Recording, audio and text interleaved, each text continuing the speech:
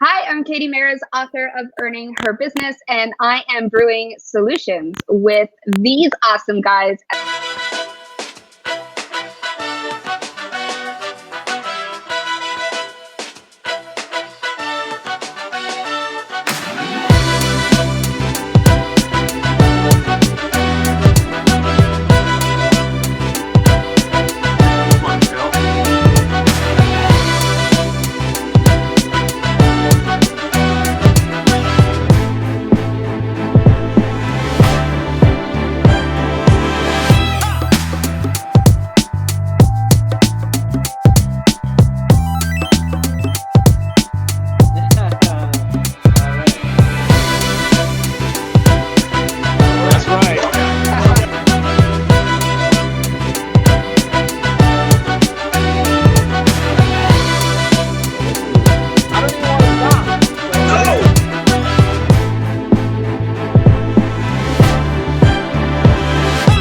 Next question for you, and I know that you mentioned what you've done in the past. You worked for a shoe company for a little while. You did that, Yes. You were in that game, and then you worked your way up into the car. Now, I shouldn't say up; it's a cross-platform because people buy shoes, people buy cars. All right.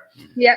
Shoes are amazing. I'm a huge shoe guy. I'm a sneaker guy. I'm not necessarily a dress shoe guy. I do have dress shoes, and I love my dress shoes. But I love sneakers. I collect custom sneakers and all that type of stuff. Don't know why. Cool. Just because I was a kid, I've always loved shoes. But that being That's said. awesome. So I love that world. That world's a great world. But what brought you into the car business? What made you say, hey, I want to go into the automotive realm? I was in this. Now I'm going to go into that. What brought you there? As I was mentioning, I had a really, am I allowed to use profanity? Yeah, absolutely. On this show or yeah. So I had a really shitty car buying experience. Okay. So it was just, I can't even say it was really shitty. And essentially, and it's actually the introduction or the preface of my book is the story of my experience. And I'll never forget it. At this time I was married, and it was a hot Saturday in July, and in Toronto that's a hot steamy Saturday because we get so humid. So it's like 40 degrees. I don't know what that is in almost 100. Around there, like mid 90s. Yeah. So we pile everyone into the one Nissan Rogue that we have. At the time, my twins were 6 and my little one was 3, and we had one family vehicle, and I was done. People had soccer and hockey and dance and gymnastics, and we all went to grocery stores together, and mom never had any freedom. So I was like, screw this. I'm done. We're having another car. So we pile into my Nissan Rogue, and we take off to the auto mall, and we get to the auto mall, and I look at my kids, my ex and I at the time, turn around and look at my kids and say, okay, we give them the please behave speech, right? We're going to go into this dealership. I want you to stay beside mommy. We're going to look at a vehicle. I wanted to purchase a car that day. And I'll ask you, what dealership do you think I went to? What do you think the first dealership I went to? If I was to guess, because you were driving a Nissan and you're looking for a third row, I'm going to guess? Yes. So then you probably went to Chevy? Because they have a lot of oh my gosh, I'm so off. I went to Nissan because that's the car that I had. That's the brand that I was last with. I was going to say that at first. No, went to Nissan. I used to run a new Nissan store. I hope open one up in the city right down the street from us, the one I live in. Amazing. Well, so I went in and I was looking at the Pathfinder, right? So the third row, and I would have even been okay with a bigger Murano or something, but I went in there. So anyway, so I walked in, and my kids beelined it, opened the dealership doors, and they totally ignored the please behave speech and the fact that they told us that they would behave.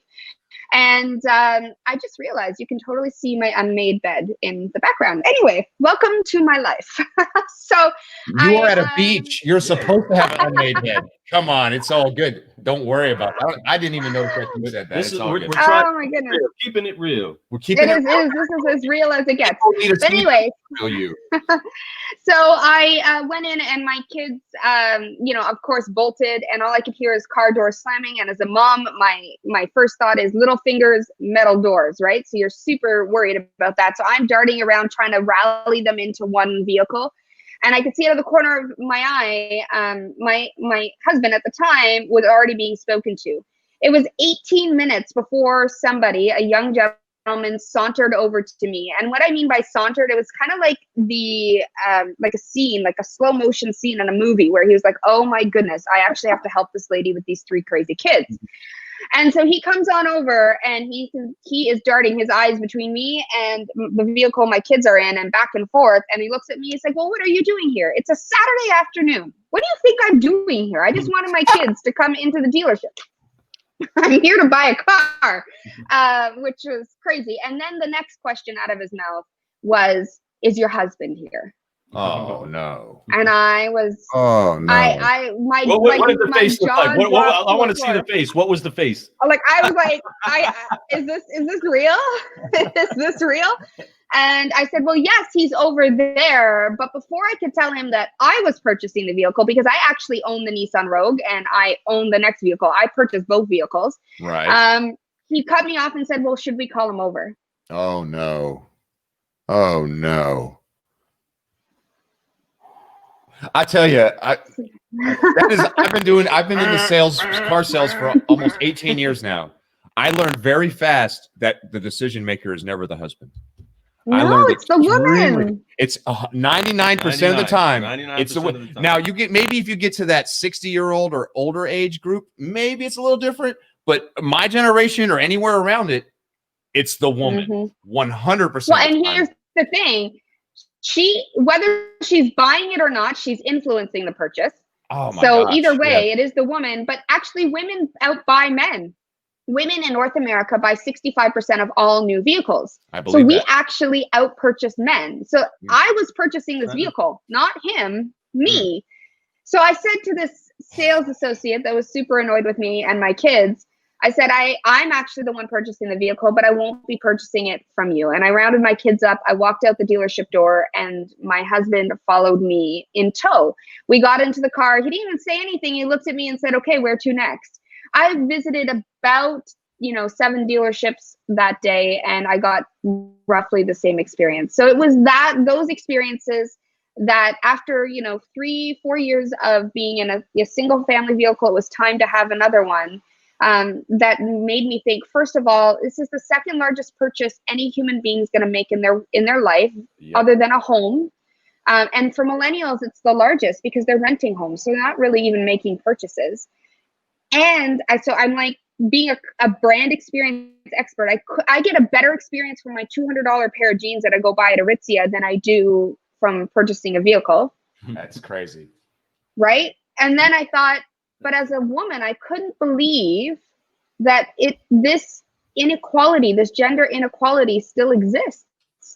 Like I couldn't believe it. And so that's what sent me down this tailspin of research on the automotive industry, which led to just women in general, which led to my book. But when I was researching the auto industry, I decided to put a keynote together and I started applying to speak at conferences. And that's how I got into the industry. I've never sold a car, and I'm on stage, and I'll say this, the first few minutes that I'm on stage, I don't pretend to have sold a car. I have no idea. I don't know what they go through. I don't know what it's like to be in the box or the pen or the whatever you call it in F&I. I don't know what it's like to be a service advisor, but the one thing I do know is what it's like to be a customer of the industry. And that is the lens they need to look through. Because, and you guys are car guys, I hate to break it to you, but you don't matter. Your perception of the experience doesn't matter. It's only the perception of the customer that matters. Come on. That's right. I mean, when you put together an amusement park, you're not putting it on so that the people that are working the rides are very amazed. You're putting it on so that the people that ride the rides have an incredible experience. You said it earlier. It's the clients. You said who here depends on their clients to make money, and everyone put their hand up. So if those are the ones that pay you, if they are the ones that you're serving, then serve them the way they want to be served. Serve them the right way. Amen. And that's great. You jumping in at the right time. I think the world's starting to get a little bit more woke on things like that, especially in the car business. I think that the problem, and that's why we wanted to do this. There's a lot of thing is. Go ahead. I was just gonna say my message isn't new. It's not new, but it's that we've forgotten how to be human. especially in this digital age. We have forgotten that, you know, even in the car industry, you look at, I mean, it's still stuck in the dinosaur age. There's some really progressive dealers, don't get me wrong. Like I have worked with the Young Automotive Group, which has about 18 stores. They're going to double in size in the next few years out in Utah. I've worked with the New Car Dealer Associations of Utah. I've worked with the Dolly Group. I've worked with some really progressive groups. So I'm not saying that all dealers are the same, because they're not. Sure. But there are a lot of, even Volvo, like I've worked with Volvo. Volvo's ready to expand on the OE, on the customer experience. You know, they realizing that that's so important. So there are progressive OEs, there are progressive dealers. So I don't want my message to be, oh, well, this girl thinks that no one's great. But for those that are stuck in the dinosaur age, the thing that they should be stuck on is the fact that how they, you know, because they're all grandfathered in, right? So how their father or their grandfather ran the dealership, you know, 40, 50, 60 years ago, the thing that they started it on, the thing that made them successful was relationships, humans. So if we're going to get stuck in the dinosaur age, if we're going to hold on to something that was done 1 million years ago, hold on to that. Oh, thank you.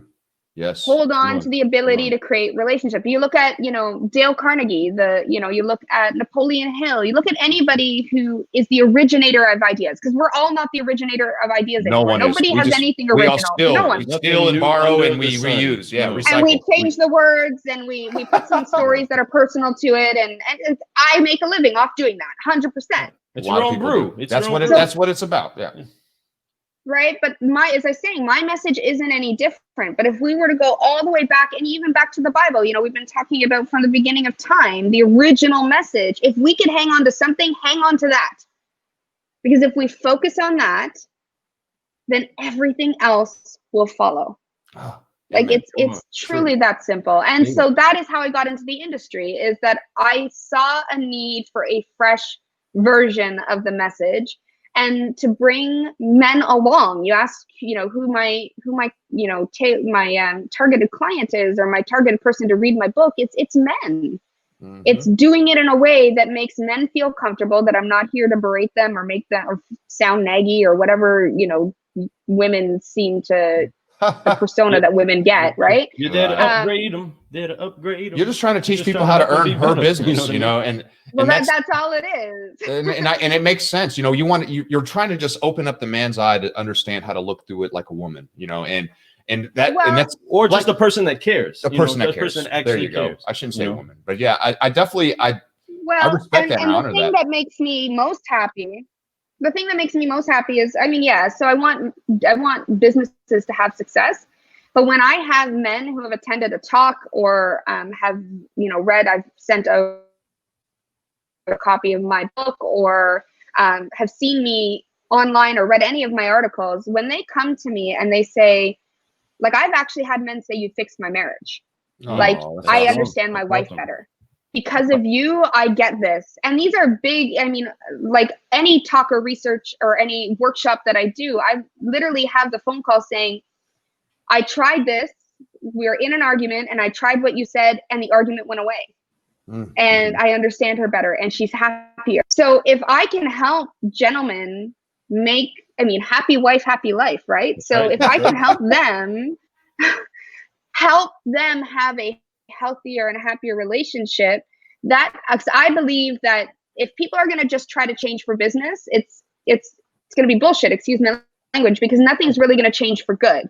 I mean, they say, you know, when a New Year's resolution that lasts 3 weeks, you're not making a life change. You're trying to force yourself into something you don't believe in. So if any of my information that I share, and this goes back to inspiring positive, actionable change, I want it to help people change in their lives, because when it changes in their lives, then it affects every other aspect of their life. So when you can change personally, you can change professionally, but you can't just change professionally and have personal success. Wow, that's strong. Hit your chest one time for me, real quick. Everybody listening to that, make sure that you feel that heartbeat, because she is hitting the heart and making sure that you guys are feeling it. I mean, this is how we have to actually be. Like a good cup of coffee, you want to feel it, right? You want to feel it upshift you. You want to feel it uplift you. You want to up. feel yourself get energized by something that could either be bitter or be used to make you be better. And that's the entire reason why we have her on the show. We were talking earlier about successes and how it is that we look at successes. So I want to say this real quick, just to blow some wind inside of your sail. Katie, you are a success, and we are continuing to evolve success story. So, right, we are to be living epistles, living success stories that are constantly going from glory to glory, success to success. So I want to help you. Remember, if this is what you were targeting, you got two car guys sitting inside of a show, and you are giving us the encouragement and the wisdom it takes to be better at what it is that we do, and along with the audience that we're sharing this with. So that is one success that only gets better, only gets stronger, only gets more in bloom. And those fruit that come from what it is that we're growing turns into more seeds that become more growth, more fruit, so on and so forth.